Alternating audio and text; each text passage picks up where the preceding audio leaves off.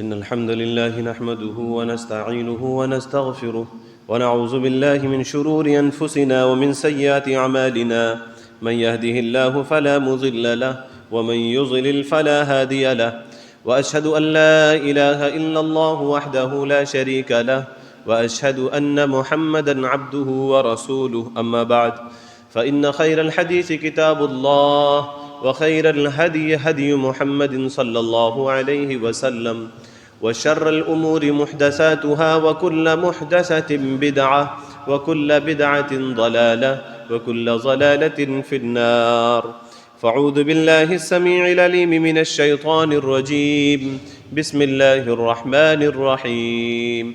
قاف والقرآن المجيد، بل عجبوا أن جاءهم منذر منهم فقال الكافرون هذا شيء عجيب.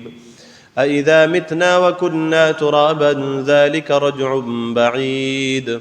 قد علمنا ما تنقص الأرض منهم وعندنا كتاب حفيظ. بل كذبوا بالحق لما جاءهم فهم في أمر مريج.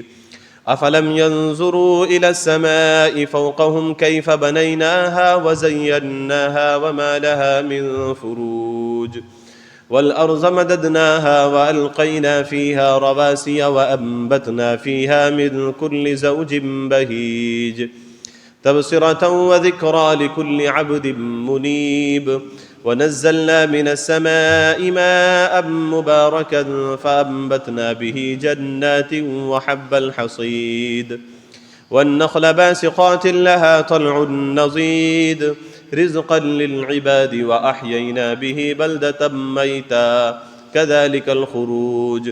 كذبت قبلهم قوم نوح وأصحاب الرس وثمود وعاد وفرعون وإخوان لوط وأصحاب الأيكة وقوم تبع، كل كذب الرسل فحق وعيد. أفعينا بالخلق الأول بل هم في لبس من خلق جديد.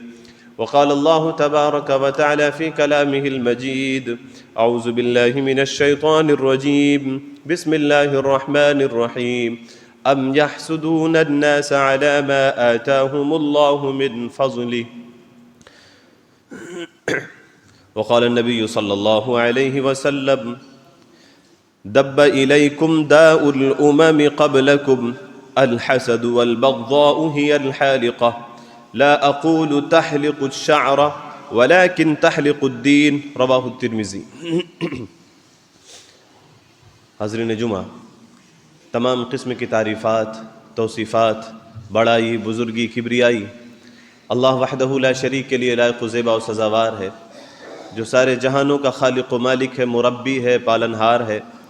درود و سلام نازل ہو نبی کریم جناب محمد الرسول اللہ صلی اللہ علیہ وسلم پر. اللہم صلی وسلم وبارک علیہ. میرے بھائیوں، بزرگوں، پیارے بچوں اور اسلامی ماؤں اور بہنوں، آج کے خطبہ جمعہ میں ہم دل کی ایک بیماری حسد، اس کے مناسبت سے گفتگو کریں گے. میرے بھائیوں، حسد یہ دل کی بیماریوں میں سے ایک بیماری ہے، اور بڑی خطرناک قسم کی بیماری ہے یہ، جو انسان کو ہلاکت میں ڈال دیتی ہے، اس کے دین کو بھی ضائع کر دیتی ہے، اللہ کی نگاہ میں بھی دشمن بنا دیتی ہے، اور بندے بھی اس سے نفرت کرنے لگ جاتے ہیں. حسد کیا ہے؟ حسد کی ڈیفینیشن کیا ہے؟ حسد کی تعریف، اس کے بارے میں علماء نے بیان کیا ہے حسد کے مناسبت سے کہ تمنی زوال النعمت عن صاحبها، کہ صاحب نعمت سے نعمت کے چھن جانے کی تمنا کرنا، آرزو کرنا. یا اسی طرح سے ایک اور تعریف بیان کی گئی ہے کہ کرہ النعمت عند الغیر وتمنی زوالها، کہ کسی کے پاس کسی نعمت کو دیکھنا اور پھر اس کو ناپسند کرنا، اور یہ تمنا اور آرزو کرنا کہ یہ چیز اس سے ختم ہو جائے، زائل ہو جائے. یہ حسد ہے. حسد کے مناسبت سے بعض حکماء نے یہ کہا ہے کہ ثلاثۃ لا یہنأ لصاحبها عیش الحقد والحسد وسوء الخلق۔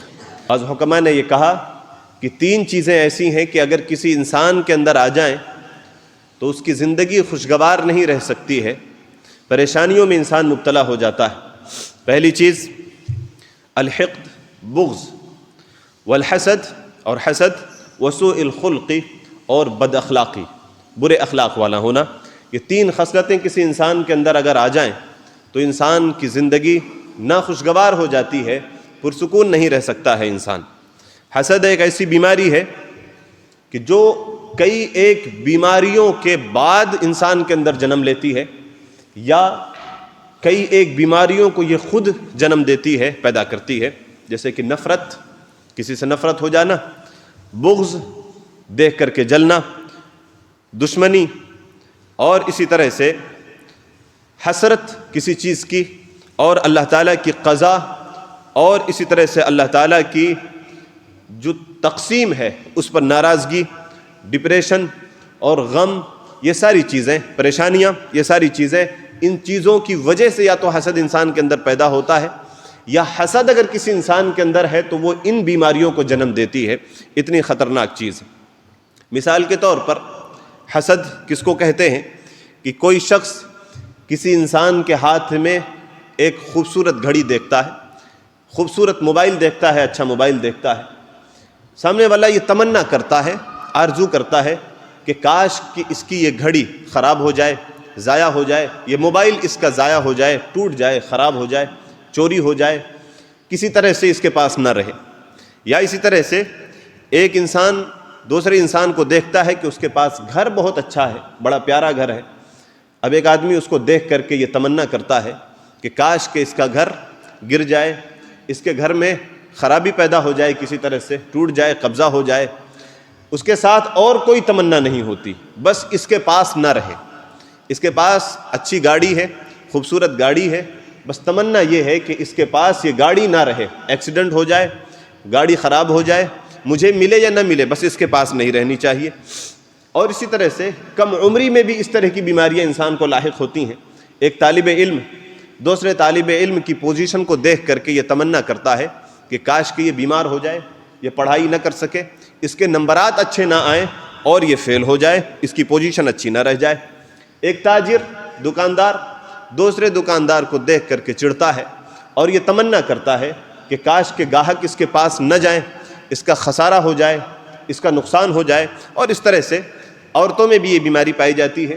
ایک عورت دوسری عورت کو دیکھ کر کے اس کے حسن کے تعلق سے یہ تمنا کرے، یہ آرزو کرے کہ کاش کہ اس کا حسن جو ہے وہ کسی طرح سے خراب ہو جائے، یہ بدنما اور بد شکل لگنے لگ جائے۔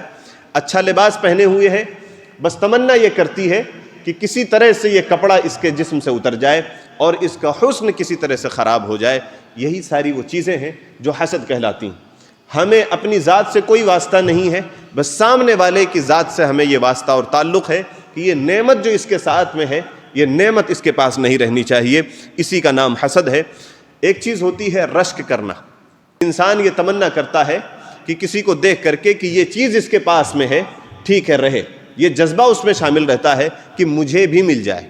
رشک کرنا جائز، حسد کرنا ناجائز ہے، حرام۔ آپ نے کسی کے پاس ایک اچھا موبائل دیکھا، آپ یہ تمنا کرتے ہیں کہ اے کاش کہ اللہ تعالیٰ مجھے بھی یہ موبائل دلا دے۔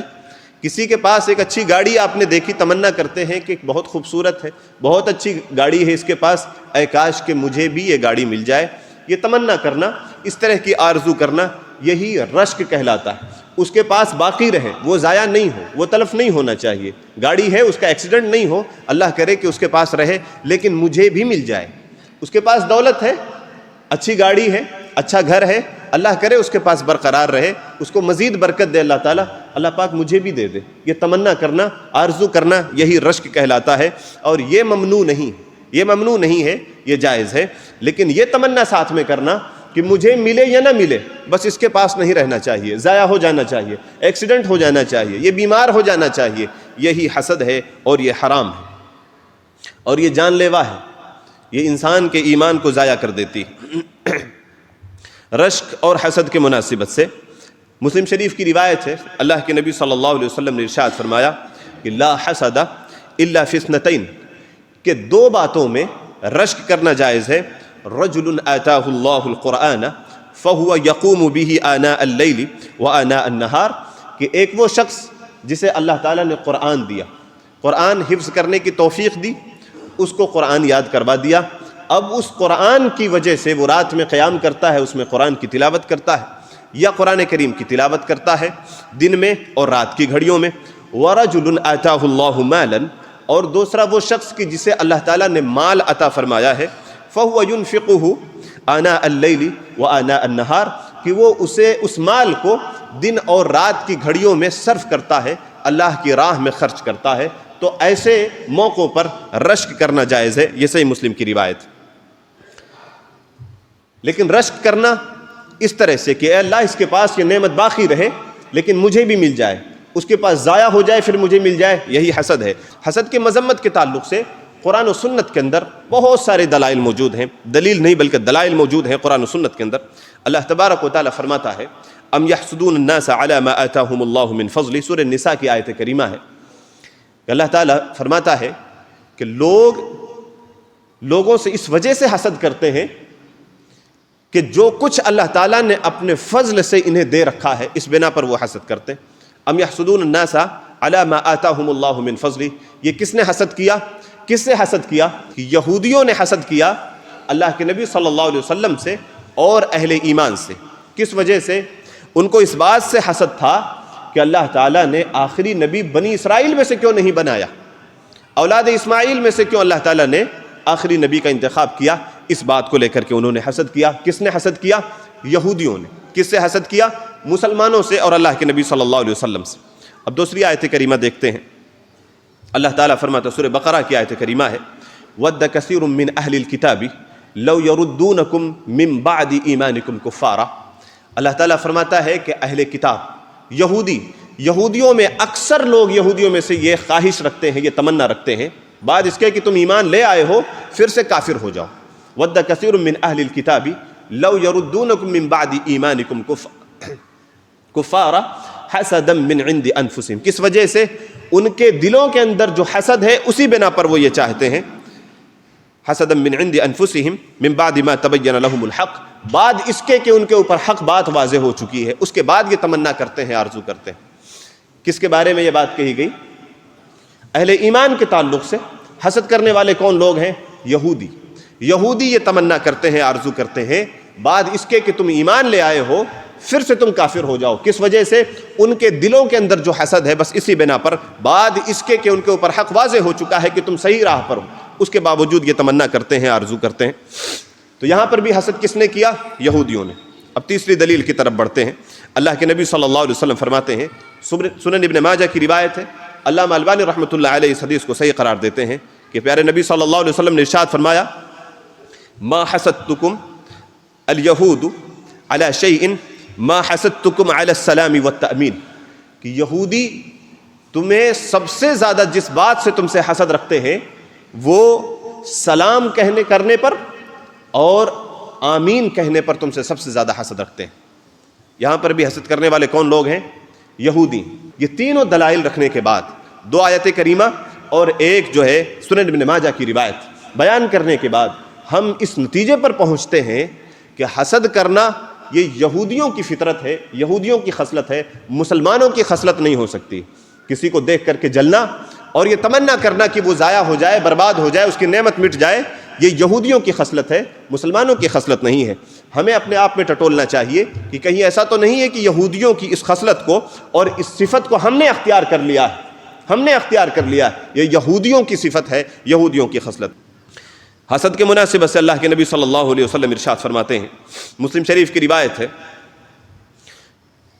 کہ اللہ کے نبی صلی اللہ علیہ وسلم نے ارشاد فرمایا کہ لا تحاسدوا، کہ لوگوں تم آپس میں ایک دوسرے سے حسد نہیں کرو، ولا تباغضوا، ایک دوسرے سے بغض نہیں رکھو، چڑھو نہیں ایک دوسرے سے، نفرت نہیں کرو، ولا تجسسوا، ایک دوسرے کی جاسوسی نہیں کرو، ولا تحسسوا، چوری چپے کسی کی بات نہیں سنو، ٹوہ مت لگاؤ، ولا تناجشوا، دھوکہ دینے کے لیے خریدنا مقصد نہیں ہے، قیمتیں بڑھانا ہے، اس مقصد کے لیے بولیاں مت لگاؤ، وَكُونُوا عِبَادَ اللَّهِ إِخْوَانًا، اور اے لوگوں اللہ تعالیٰ کے بندوں تم بھائی بھائی بن کر کے رہو۔ اس حدیث سے پتہ چلتا ہے، مسلم شریف کی روایت ہے کہ یہ وہ خصلتیں ہیں جو اخوت کو توڑ دینے والی ہیں، بھائی چارے کو ختم کر دینے والی ہیں۔ اللہ کے نبی صلی اللہ علیہ وسلم نے فرمایا کہ بغض نہیں رکھو، جاسوسی نہیں کرو، توہ میں نہیں لگو ایک دوسرے کے، اور دھوکہ مت دو ایک دوسرے کو۔ اللہ کے نبی صلی اللہ علیہ وسلم نے فرمایا اللہ کے بندوں بھائی بھائی بن کر کے رہو۔ اس سے پتہ چلتا ہے کہ یہ وہ خصلتیں ہیں کہ اگر ان خصلتوں سے انسان متصف ہو جاتا ہے، اخوت ٹوٹ جاتی ہے، بھائی چارہ ختم ہو جاتا ہے، محبتیں ٹوٹ جاتی ہیں۔ تو اللہ کے نبی صلی اللہ علیہ وسلم نے حسد سے منع فرمایا۔ میرے بھائیوں، یہ حسد کی جو بیماری ہے یہ ایک نفسیاتی بیماری ہے۔ جو شخص حاسد ہوتا ہے، حسد کرنے والا ہوتا ہے، یہ نفسیاتی طور پر مریض ہوتا ہے۔ رسول اللہ صلی اللہ علیہ وسلم نے اس خطرناک بیماری کے مناسبت سے فرمایا کہ ایک خطرناک بیماری ہے، اور یہ ایک ایسی بیماری ہے کہ جس سے انسان نہ صرف یہ کہ اپنے آپ کو ہلاکت میں ڈال دیتا ہے، بلکہ انسان کے دین کو بھی یہ بیماری مٹا دیتی ہے، ختم کر دیتی ہے۔ اللہ کے نبی صلی اللہ علیہ وسلم نے ارشاد فرمایا کہ دب الیکم داء الامم، کہ تمہاری طرف پہلی امتوں میں سے ایک بیماری چل نکلی ہے۔ دب الیکم داء الامم قبلکم الحسد والبغضاء، وہ بیماری کیا ہے؟ حسد والبغضاء، اور بغض رکھنا۔ اور فرمایا کہ ہی الحالقہ، یہ بیماری ایسی ہے کہ جو صفایا کر دیتی، ہی الحالقہ، جو صفایا کر دیتی ہے۔ لا اقول تحلق الشعر، میں یہ نہیں کہتا کہ یہ ٹکلا کر دیتی، بالوں سے صاف کر دیتی، میں یہ نہیں کہتا۔ اللہ کے نبی صلی اللہ علیہ وسلم نے فرمایا کہ میں یہ نہیں کہہ رہا ہوں کہ تمہارے سروں کو یہ صاف کر دیتی ہے، بالوں کو صاف کر دیتی ہے، ٹکلا کر دیتی ہے۔ فرمایا کہ ولیکن تحلق الدین، لیکن تم سے دین کو ٹکلا کر دے گی، یعنی تمہارا دین مٹ جائے گا، دین کو ضائع کر دے گا۔ کون سی بیماری؟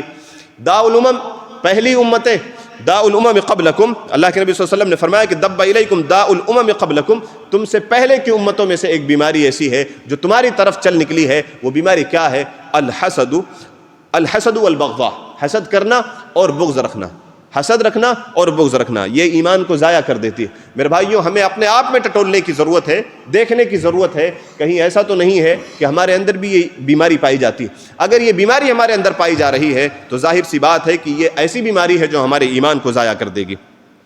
اور پھر اللہ کے نبی صلی اللہ علیہ وسلم نے اس کا علاج بھی بتلایا۔ یہ ترمذی شریف کی روایت ہے کہ اللہ کی قسم تم جنت میں داخل نہیں ہو سکتے، تم جنت میں نہیں جاؤ گے یہاں تک کہ تم ایمان لے آؤ، اور فرمایا کہ تم ایمان والے نہیں ہو سکتے ہو جب تک کہ تم ایک دوسرے سے محبت نہ کرنے لگ جاؤ، اور فرمایا کہ ایسی چیز نہ بتلاؤں کہ جو تمہاری محبت کو دیر تک قائم رکھے گی، ایسی بات نہ بتلاؤں جو تمہارے درمیان محبت کو دیر تک قائم رکھے گی۔ اور پھر فرمایا افشوا السلام بینکم، آپس میں سلام کو خوب زیادہ عام کیا کرو۔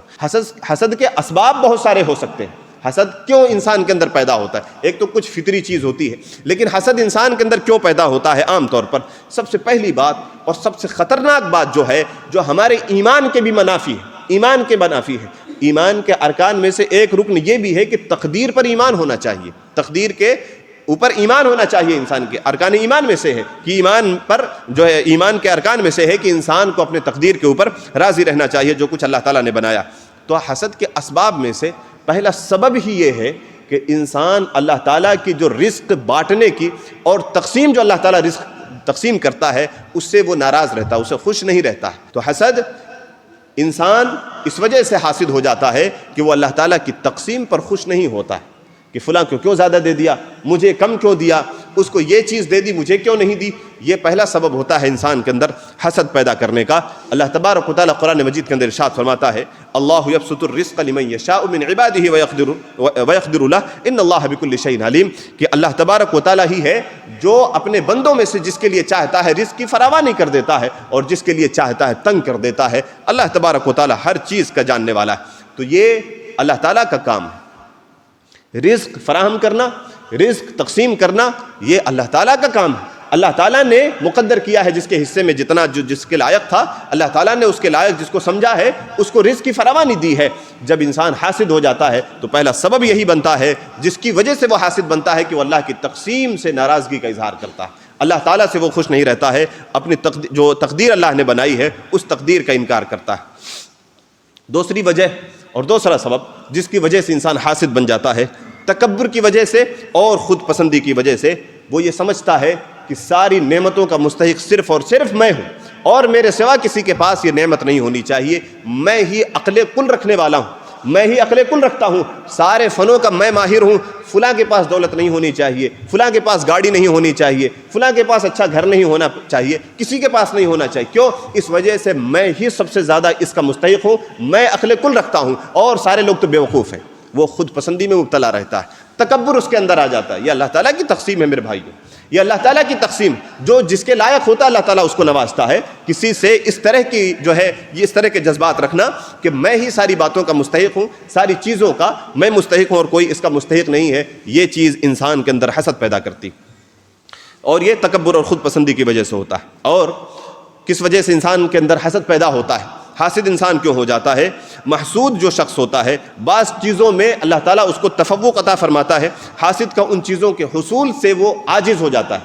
مثال کے طور پر ایک آدمی یہ تمنا کرتا ہے کہ میں پیسے کما کر کے فلاں گاڑی خریدوں گا, لیکن وہ اتنا نہیں کما پاتا ہے, اور دوسرا شخص جو ہوتا ہے وہ کما کر کے فلاں گاڑی خرید لیتا ہے. اب جو شخص حاسد ہے وہ یہ کہتا ہے, وہ اب چونکہ عاجز رہ گیا, وہ خرید نہیں سکا, عاجز رہ گیا, جس کی وجہ سے وہ محسود شخص جو ہے جس سے حسد کر رہا ہے وہ اس کے اوپر فائق ہو گیا, جس کی وجہ سے وہ اس کے اندر حسد پیدا ہو گیا, اس کے اندر حسد ہو گیا. تو کسی چیز کا حاصل کر لینا کسی دوسرے شخص کا جس سے سامنے والا حسد کر رہا ہے, محسود شخص جو ہے وہ کسی چیز کو حاصل کر لیتا ہے اور حاسد اس سے عاجز رہ جاتا ہے, جس کی وجہ سے پھر اس کے اندر یہ حسد پیدا ہو جاتا ہے. اور جاہ و منصب کے لالچ کی وجہ سے بھی انسان کے اندر حسد پیدا ہوتا ہے. جاہ و منصب تو ایسی بھی بڑی خطرناک چیز ہے, بہت خطرناک چیز ہے.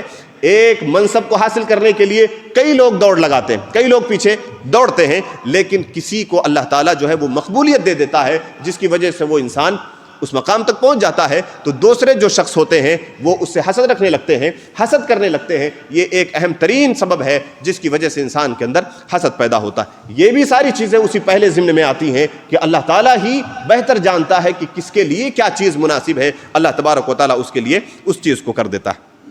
اور ایک چیز جو انسان کے اندر حسد کو پیدا کرتی ہے وہ مال و دولت کے حصول کے لیے آگے بڑھنے کے, ایک دوسرے سے سبقت لے جانے کی کوشش کرنا, ایک دوسرے سے سبقت لے جانے کی کوشش کرنا. اور یہ تو بڑی عام سی چیز ہے. دولت کمانے کے چکر میں ایک دوسرے سے حسد کرنا, بسا اوقات ایک دوسرے کو نقصان پہنچانا, راہوں میں رکاوٹ ڈالنا, ہر طرح سے انسان ہر حد سے گزر جاتا ہے اسی فراق میں کہ بس مجھے دولت زیادہ ملنی چاہیے. اللہ کے نبی صلی اللہ علیہ وسلم نے ارشاد فرمایا, مستدرک حاکم کی روایت ہے, قال النبی صلی اللہ علیہ وسلم سیصیب امتی داء الامم. اللہ کے نبی صلی اللہ علیہ وسلم نے فرمایا کہ سابقہ امتوں کی ایک بیماری میری امت کے اندر پیدا ہو جائے گی. سیصیب امتی داء الامم, کہ پہلی امتوں کی بیماری میری امت کے اندر پیدا ہو جائے گی. صحابہ نے پوچھا, اللہ کے رسول صلی اللہ علیہ وسلم وما داء الامم, پہلی امتوں کی بیماری کیا ہے؟ اللہ کے نبی صلی اللہ علیہ وسلم نے ارشاد فرمایا, کئی ایک بیماریوں کا تذکرہ فرمایا, کئی ایک خصلتوں کا تذکرہ فرمایا کہ ناشکری, اور فرمایا سرکشی, ظلم, اور فرمایا کہ زیادہ سے زیادہ مال سمیٹنے کی کوشش کرنا اور اس کے لیے ایک دوسرے پر سبقت لے جانے کی کوشش کرنا, اور دنیا کے حصول کے لیے ایک دوسرے سے آگے بڑھنے کی کوشش کرنا, اور ایک دوسرے سے بغض رکھنا, جلن رکھنا. اور فرمایا کہ حسد بیماریوں میں سے ایک نام یہ بھی لیا کہ حسد, یہاں تک کہ نوبت ظلم تک پہنچ جائے گی. اتنا حسد کریں گے کہ ایک دوسرے کے اوپر ظلم کرتے ہوئے بھی دریغ نہیں کریں گے, یہاں تک کہ نوبت ظلم تک پہنچ جائے گی. مستدرک حاکم کی روایت. میرے بھائیوں, مال و دولت کمانا یہ معیوب نہیں ہے. فقیری کو مانگتے رہنا, ہمیشہ محتاج بنے رہنا, شریعت نے اس کو پسند نہیں کیا ہے. خود مختار بنو, شریعت نے اس بات کا پابند بنایا ہے, اس بات کا حکم دیا ہے. لیکن حرام ذرائع اختیار کرنا, دوسروں کو گرا کر کے آگے بڑھنا, دوسروں کی ٹانگ کھینچ کر کے آگے بڑھنا, دوسروں کو نقصان پہنچا کر کے آگے بڑھنا, اس سے روکا اور منع کیا گیا. خود مختار بنیے, زیادہ سے زیادہ آپ دولت کمائیے, کوئی مسئلہ نہیں. حلال ذرائع ہوں, اچھے ذرائع ہوں. لوگوں کے پاس جب کسی نعمت کو دیکھو, اللہ تعالیٰ سے اس کے لیے مزید برکت کی دعا کرو, اس کو برباد کرنے کی کوشش مت کرو, یہاں تک کہ نوبت ظلم تک پہنچ جائے گی. اللہ کے نبی صلی اللہ علیہ وسلم نے فرمایا, اور ہم اپنی آنکھوں سے اس چیز کو دیکھ رہے ہیں کہ ہمارا بھلا ہو یا نہیں ہو, یہ آگے نہیں بڑھنا چاہیے, اس کی کسی طرح سے ٹانگ کھینچو, یہ آگے نہیں بڑھنا چاہیے. تو یہ داء الامم ہے, یہ سابقہ امتوں کی بیماریوں میں سے ایک بیماری ہے کہ حسد کرنا, اور نوبت یہاں تک پہنچ جائے کہ انسان ظلم کرنے سے بھی دریغ نہ کرے. یہ وہ بیماریاں ہیں جو ہمیں آگے نہیں بڑھنے دے رہی ہیں, دولت کمانا کوئی بری بات نہیں ہے، ہر ایک انسان کو چاہیے. اللہ تعالیٰ نے قرآن مجید میں اسی بات کا حکم دیا ہے کہ فَإِذَا قُضِيَتِ الصَّلَاةُ فَانتَشِرُوا فِي الْأَرْضِ، کہ جب نماز پڑھ لو، نماز ہو جائے، دوڑو زمین پر اور اپنے رزق کو تلاش کرو. کوئی مسئلہ نہیں ہے. نماز چھوڑ کر کے دولت کے پیچھے بھاگنا یہ حرام ہے. دوسروں کو نقصان پہنچا کر کے اپنا فائدہ کرنا یہ نقصان، حرام ذرائع اختیار کرنا یہ نقصان ہے، یہ غلط بات ہے، یہ حرام ہے. لیکن باقی حلال ذرائع اختیار کرنا، اپنے حصے کا رزق تلاش کرنا، اس کے لیے تگ و دو کرنا، 4 گھنٹے کی جگہ 6 گھنٹے کام کرنا، 8 کی جگہ 10 گھنٹے کام کرنا، کوئی مسئلہ نہیں، آپ بالکل کریے. فقیری کو مانگتے رہنا، ہمیشہ دوسرے کا محتاج رہنا، شریعت نے اس چیز کو پسند نہیں کیا ہے. مانگنے کو تو ناپسند کیا، شریعت نے مانگتے رہنے کو ناپسند کیا. یہ چیز نہیں ہونی چاہیے، لیکن حرام ذرائع نہیں ہونا چاہیے، حسد نہیں ہونی چاہیے، ایک دوسرے سے بغض نہیں ہونی چاہیے. اللہ کے نبی صلی اللہ علیہ وسلم ارشاد فرماتے ہیں، صحیح الجامع کی روایت ہے کہ لا یجتمعان فی قلب عبد، کسی بندے مومن کے اندر 2 خصلتیں پیدا نہیں ہو، ایک ساتھ جمع نہیں ہو سکتی. الایمان والحسد، ایمان اور ساتھ ہی ساتھ حسد. یہ 2 خصلتیں ایسی ہیں کہ کسی بھی بندے مومن کے اندر یہ پیدا نہیں ہو سکتی، ایک ساتھ جمع نہیں ہو سکتی. اگر حسد ہے تو ایمان نہیں ہوگا، ایمان ہوگا اگر تو حسد نہیں ہوگا. اور اسی طرح سے اللہ کے نبی صلی اللہ علیہ وسلم ارشاد فرماتے ہیں، سلسلۃ الصحیحہ کی روایت ہے، لا یزال الناس بخیر، کہ لوگ برابر خیر اور عافیت کے ساتھ رہیں گے، بلائی کے ساتھ رہیں گے، پرسکون رہیں گے، ما لم یتحاسدوا، جب تک کہ وہ آپس میں ایک دوسرے سے حسد نہ کرنے لگ جائے. آج سکون غارت ہو چکا ہے، پوری طرح سے سکون مٹ چکا ہے. کیوں مٹ چکا ہے؟ حسد پیدا ہو چکا ہے، ایک دوسرے سے جلن پیدا ہو چکی ہے. کسی طرح سے کچھ بھی ہو جائے، میں برباد ہو جاؤں وہ چلے گا، سامنے والا نہیں پنپنا چاہیے، سامنے والے کو برباد کرنا ہے. اسی جذبے کے پیچھے ہر انسان عام طور پر نظر آتا ہے. یہ وہ چیزیں ہیں جو پرسکون نہیں رہنے دیتی انسان کو، معاشرے کو پوری طرح سے بے چین کر دیا ہے. سکون اٹھ چکا ہے معاشرے کے اندر سے. ہمیں دیکھنا چاہیے کہ کہاں کمی رہ رہی ہے، کون کون سی خصلتیں ہم اپنے اندر بھر چکے ہیں جس کی وجہ سے پریشانیاں ہمارے سروں پر ہر طرف سے آ رہی ہیں. اگر ہم مان لیتے ہیں کہ کچھ جو ہے ملکی اعتبار سے یا کسی اور شعبے میں ہمارے ساتھ ناانصافی کا معاملہ ہو رہا ہے، ظلم کا معاملہ ہو رہا ہے، ہو سکتا ہے بہت ساری جگہوں پہ اس طرح کے معاملات ہوں، لیکن جہاں ہمارا اجتماعی معاملہ ہے، ہمارا اپنا معاملہ ہے، جہاں صرف اور صرف ہم ہیں، وہاں پر بے سکونی کیوں ہے؟ وہاں پر بے چینیاں کیوں ہیں؟ وہاں پر تکالیف کیوں ہیں؟ وہاں پر نفرتیں کیوں ہیں؟ ایک دوسرے سے حسد کیوں ہیں؟ ہمیں سوچنا پڑے گا اس کے اوپر. ہمارے دلوں کے اندر کہیں یہ بیماری تو نہیں سرایت کر گئی ہے جس کی وجہ سے ہمارا سکون غارت ہو چکا ہے. اللہ تبارک و تعالیٰ سے دعا ہے کہ اللہ تبارک و تعالیٰ ہمیں تمام طرح کی بری خصلتوں سے محفوظ فرمائے. ہم سارے لوگوں کو ایک دوسرے سے محبت کرنے، ایک دوسرے سے اخوت اور بھائی چارگی کے ساتھ رہنے کی توفیق عنایت فرمائے. آمین. وآخر دعوانا الحمدللہ رب العالمین.